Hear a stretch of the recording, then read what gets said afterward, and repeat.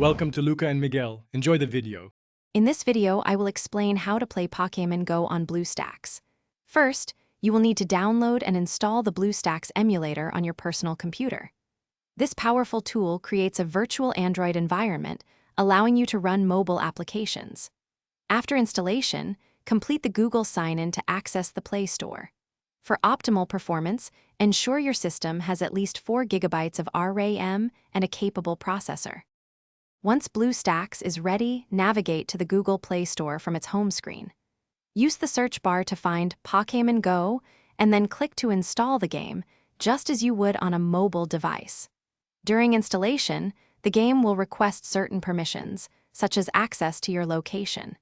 It is crucial to grant all these permissions for the game to operate properly within the emulator.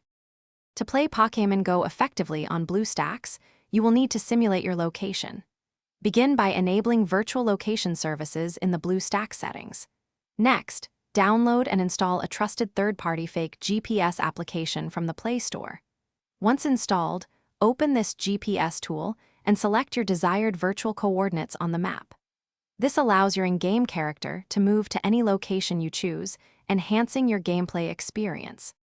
With your virtual location set, you can now enjoy Pokémon Go using the on-screen controls for movement. Remember to respect cooldown timers, which can range from a few minutes to 2 hours, to avoid temporary gameplay restrictions.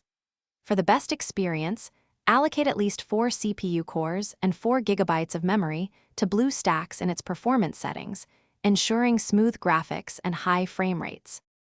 Thanks for watching and please subscribe. It's the best investment you'll ever make.